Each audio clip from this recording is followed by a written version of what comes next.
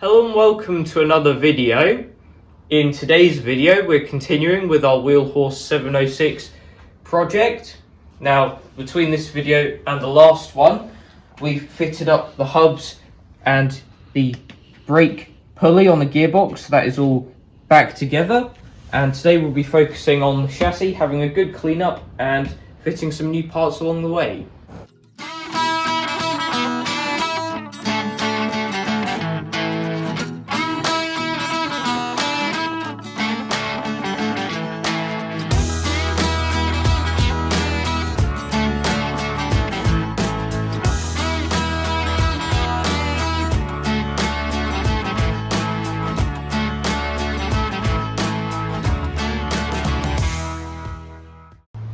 So our plan for the chassis today, we're just going to be taking everything apart, trying to clean off as much of this 60-year-old grease as possible to make this presentable for a show that we're taking it to in a few days' time.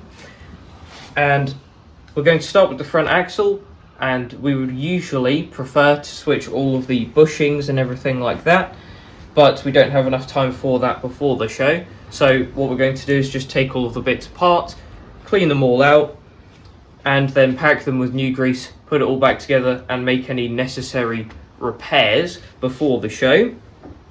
Then afterwards, in the long term, we will come back and do all of the mechanical work that this needs and repaint it at some point in the future as well. But for now, we're going to take the wheels off and then look at taking the front axle off and give them a good clean up.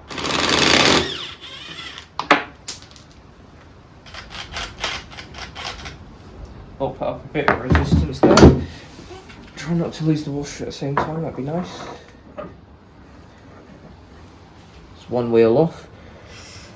And it's kind of hard to tell with this really old grease what is grease and what is rust.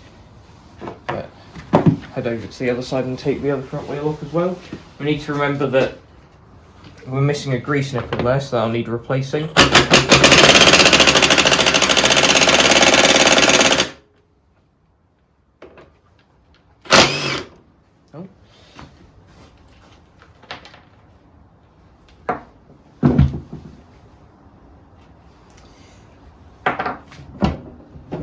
Right, the other wheel off as well. Now we do actually have a choice to make about these wheels before the show that we're going to, because in the manual for the 706 I think it says that this should have 4.00-8 front wheels and then 6-12s on the back, which is the same tyres as a Ride-a-matic. You can see the Wheelhorse bonnet almost suits the Ride-a-matic there, but we have a decision to make as to whether we're going to put thin wheels on both the front and the back, but something we still need to do some thinking about. We'll have a bit of a clean up here, and then the next thing really to disconnect is take the E-clips off the top of the stub axles and disconnect these tie rods. We've dropped off the tie rods now on both sides, and we will now pull the stub axles off, which just need to twist these E-clips off.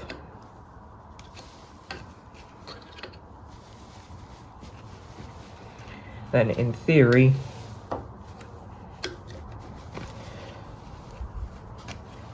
I should just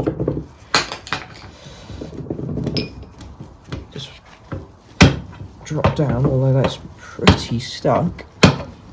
Well, it's a good thing that it's tight though. Okay, there we are, that's one of them out. Plenty of pretty much solidified grease on there. Do the same on the other side.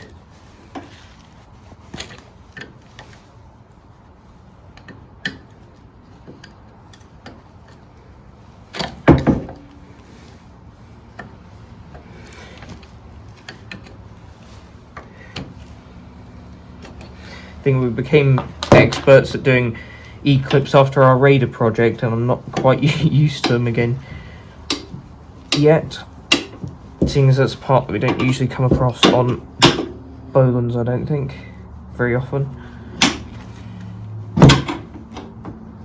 That is the second one out as well. And now we can have a look to possibly take off the front axle pin as well.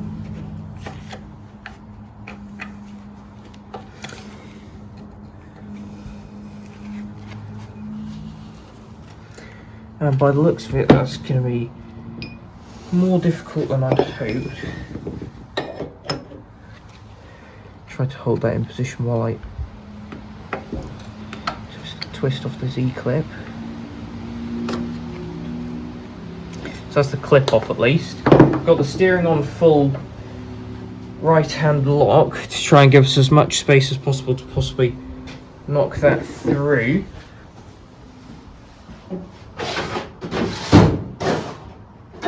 Get a hammer out. Forgot to get that out before. Then just tap this through. We'll have to see if it actually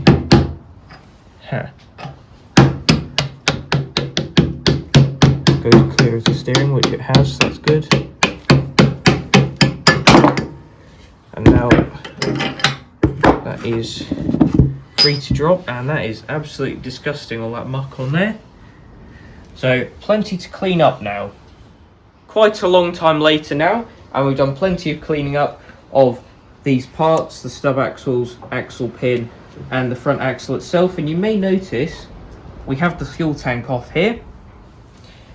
And something I forgot to mention about the front axle is obviously we're missing one of the grease nipples from this side, but when we took the one off the other side, that one was actually not working either, so it's a good thing we're replacing these.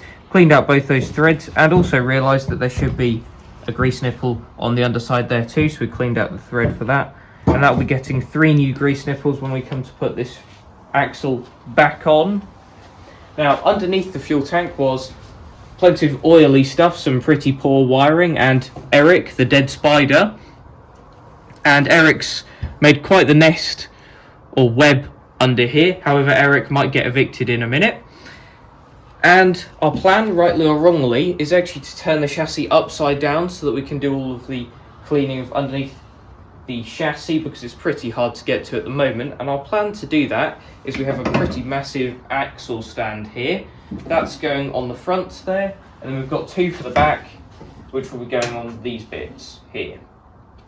So, not sure how well this is going to go. Eric might fall out in the process, and we'll come back to you in just a minute, either with this perfectly upside down, or with us having just broken something. So, we'll see.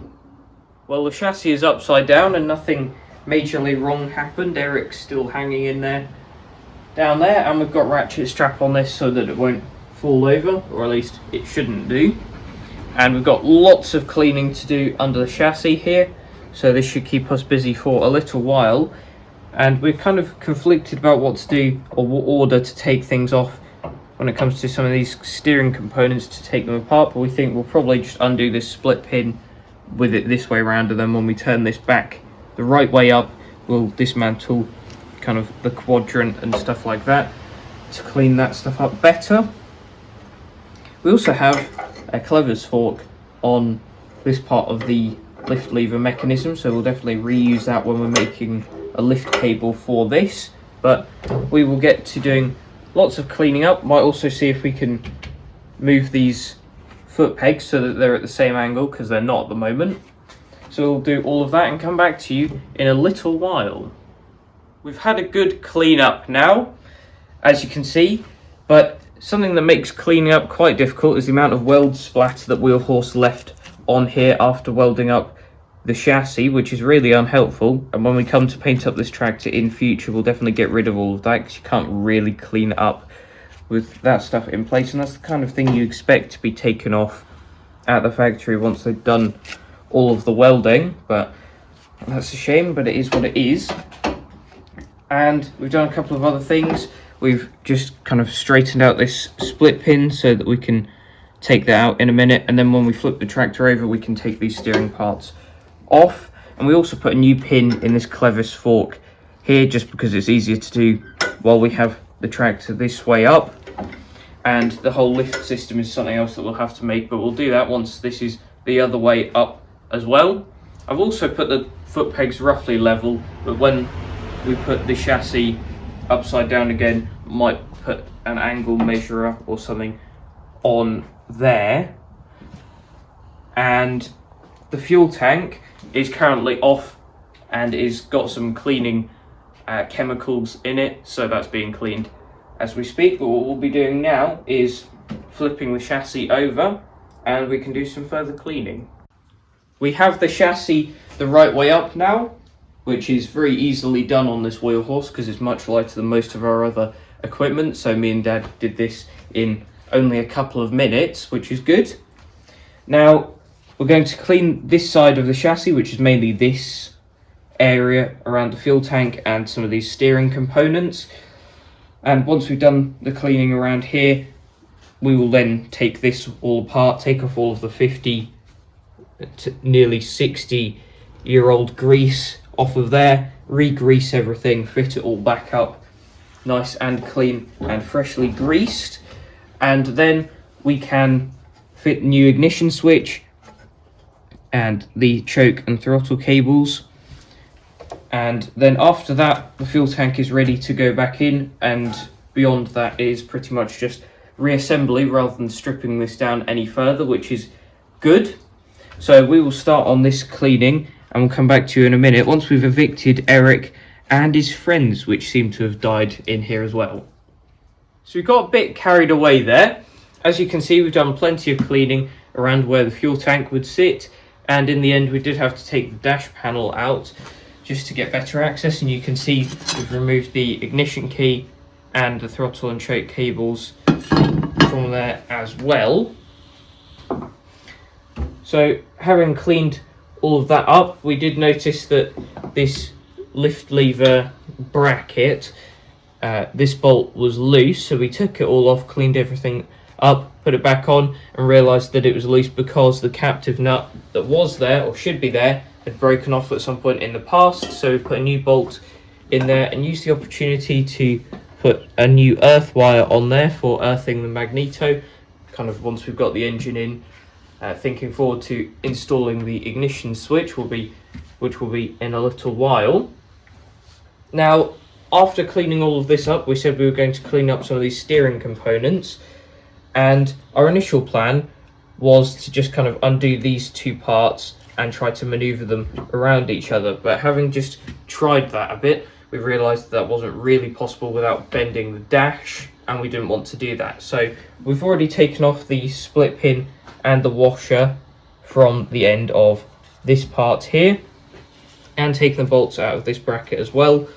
But since that didn't work, we're now looking at removing the top shaft here, which we did try to take this collar off and move it so that we could just lift the steering column up with the dash tower where it is, but that doesn't want to move, and we don't really want to risk damaging that collar at all.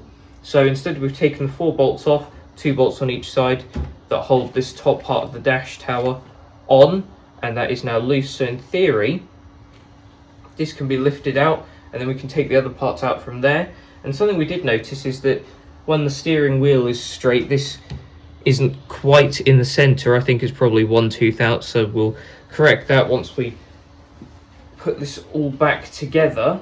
But if I just lift this out, there we are. That's the first part. Put that in there. And then we just shuffle that back a bit.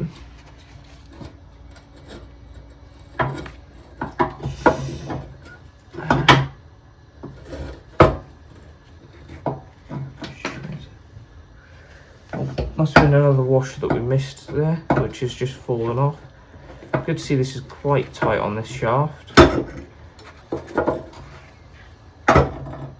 we are. And that's this other piece off, and there's plenty of grease to clean off of these parts, so we'll be back with you in a bit once we've cleaned these parts up and start re-greasing them. We've cleaned up these steering parts, and as usual that took a little while. And we've just lightly greased everything as a starting point. We will put a bit more on in a minute once we've started fitting this stuff up. Something we noticed is that there is a bronze bushing in this hole here, which we can't remember whether there was one of those there on our Raider 9 or not when we were doing our steering rebuild on that tractor. But that is a good thing, because when it comes to putting bronze bushings and all the steering components on this machine, we don't have to do any drilling there, so that's good.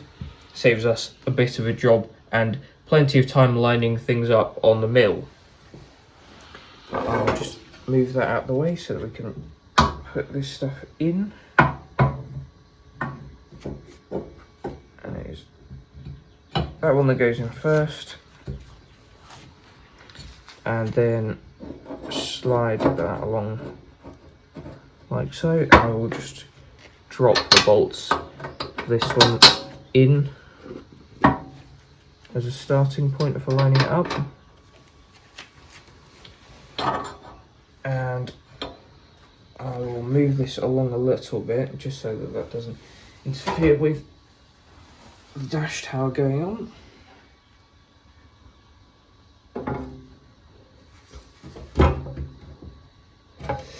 There we go. Now obviously we've got a few bolts and stuff to put on as well, and by the looks of it, some other stuff to line up. I assume that all went on the outside like that.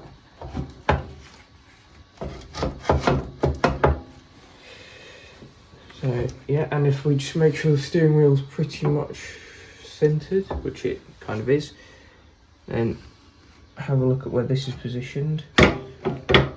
I think that probably needs to be in that slot there to be kind of centered. So we will now fix all of these things down and come back to you in a minute with this together. We have these steering parts all bolted up now. If I give a bit of a demonstration, you can see just how effortless the steering is, so we're quite happy with that. It's very light, it's nice and smooth, it's not making any horrible noises either, so we're happy with that, and we think we'll probably end today on a high.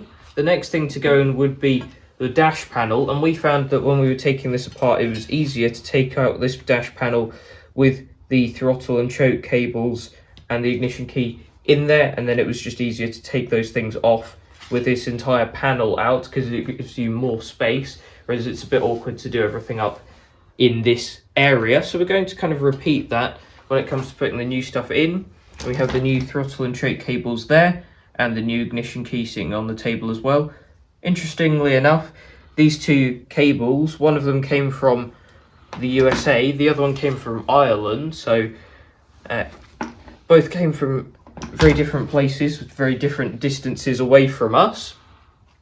But in between this video and the next video, we will put these parts into the dash panel and just fit this in here, since that is just a bolting up job effectively. And then in the next video we'll continue on from there, just reassembling, really, putting parts back on here. That is mostly what the remaining jobs are. We've got a couple more difficult jobs, such as some fender repairs that we've got to do on the rear end, and also making up a new rear axle pin for the slot hitch pivot. But hopefully there won't be too much trouble for us either, and we can get towards having this tractor all in one piece and ready to test. But that is it for this video. Thanks for watching, and I'll see you in the next one. Bye.